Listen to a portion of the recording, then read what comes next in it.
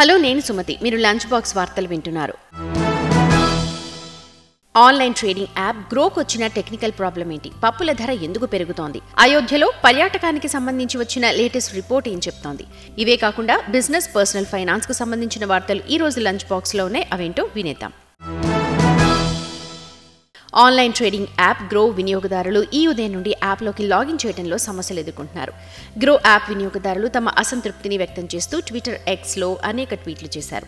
ఒక వినియోగదారు తన పోస్ట్లో మై గ్రో యాప్ ఉదయం నుండి ఓపెన్ కాలేదు, ఓపెన్ పొజిషన్ గడువు ముగిపోతోంది, నష్టాన్ని ఎవరు భర్తీ చేస్తారు అంటూ పోస్ట్ పెట్టాడు.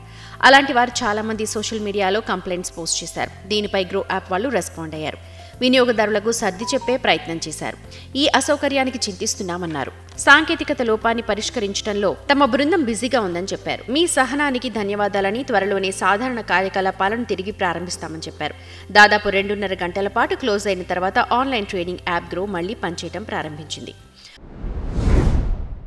అయోధ్యలో రామ మందిరంలో రాముడు కొలువు తీరాడు. దీంతో ఏటా కనీసం 5 కోట్ల మంది పర్యాటకులు నగరాన్ని సందర్శించే అవకాశం ఉంది. ఈ సంఖ్య స్వర్ణ దేవాలయం, తిరుపతి ఆలయాన్ని సందర్శించే భక్తుల సంఖ్య కంటే చాలా ఎక్కువ. ఈ మేరకు బ్రోకరేజ్ సంస్థ జెఫ్రీస్ తన నివేదికలో అంచనా వేసింది. విమానాశ్రయం వంటి మౌలిక సదుపాయాలపై పెద్ద ఎత్తున ఖర్చు చేయడం వల్ల యూపీ నగరం దేశంలోని అతిపెద్ద పర్యాటక కేంద్రంగా అభివృద్ధి చెందుతుంది. విమానాశ్రయం, విస్తరించిన రైల్వే స్టేషన్, హౌసింగ్ స్కీమ్లు, మెరుగైన రహదారి కనెక్టివిటీ వంటి సౌకర్యాల కోసం అయోధ్యలో $10 బిలియన్ పైగా ఖర్చు చేసినట్లు నివేదిక పేర్కొంది. దీంతో సిటీలో కొత్త హోటళ్లను ప్రారంభించడంతో పాటు ఇతర ఆర్థిక కార్యకలాపాలు పెరుగుతాయి. దీనివల్ల అయోధ్యకు వచ్చే పర్యాటకుల సంఖ్య గణనీయంగా పెరుగుతుంది. త్వరలో భారత్ రైస్ పేరుతో రీటైల్ షాపుల్లో చౌక బియ్యం అందుబాటులోకి రానుంది. కేంద్ర ప్రభుత్వం భారత్ రైస్ బ్రాండ్ కింద 4.5 లక్షల టన్నుల బియ్యాన్ని విక్రయించవచ్చు. ఈ విక్రయం నాఫెడ్ కేంద్రీయ భండార్ ఎన్సీసీఎఫ్ ద్వారా జరిగే అవకాశం ఉంది. ప్రస్తుతం రీటైల్ అవుట్లెట్లలో విక్రయించే ఈ బియ్యానికి ధరను నిర్ణయించడంతో పాటు ప్యాకింగ్ సైజ్ ఎంత ఉంటుందన్న విషయంపై ఆరా తీస్తున్నారు. ఈ ఏడాది ప్రతికూల వాతావరణం ఎఫెక్ట్ పంటపై పడింది. రీటైల్ మార్కెట్లో వరి కొరత ఏర్పడింది. ధరలు నిరంతరం పెరగడంతో వినియోగదారులు ఆందోళన చెందుతున్నారు.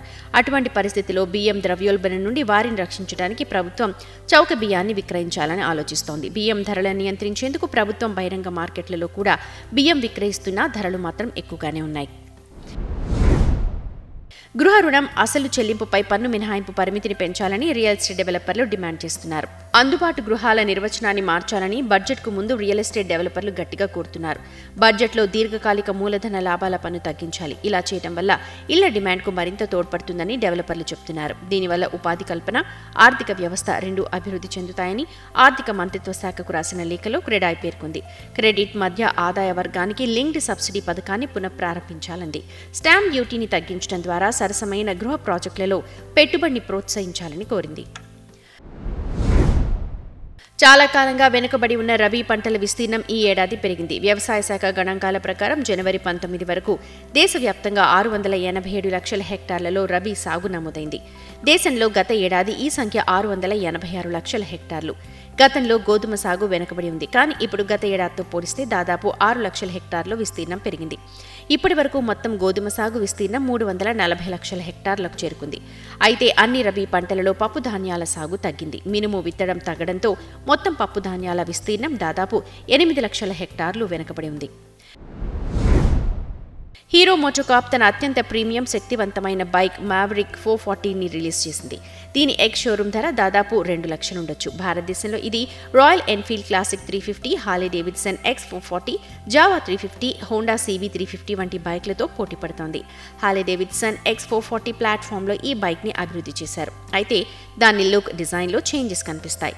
రోడ్స్టర్ స్టైల్ బైక్లో రెట్రో థీమ్తో లేటెస్ట్ టచ్ ఉంటుంది. శ్రీరామ జన్మభూమి తీర్థక్షేత్ర ట్రస్ట్ నిర్వహించే అయోధ్య రామ మందిరానికి విరాళాలకు సెక్షన్ 80G కింద పన్ను మినహాయింపు ఉంటుంది. ట్రస్ట్ అధికారికంగా ఈ విభాగం కింద రిజిస్టర్ చేశారు. కాబట్టి మీరు ఈ మందిరానికి విరాళం ఇస్తే పన్ను మినహాయింపులు కూడా పొందొచ్చు. ఆదాయ పన్ను చట్టంలోని సెక్షన్ 80G వ్యక్తులు, కంపెనీలు, సంస్థలు, LLPలు మొదలైన అన్ని రకాల పన్ను చెల్లింపుదారులు నమోదిత ధార్మిక సంస్థలకు విరాళమిస్తే దానికి నిబంధనల మేరకు పన్నును ఆదా చేయడానికి అనుమతిస్తుంది. మీరు ఈ సంస్థలకు విరాళం ఇచ్చినప్పుడు ఆ మొత్తంపై 50% నుండి 100% వరకు తగ్గింపు క్లెయిమ్ చేయొచ్చు.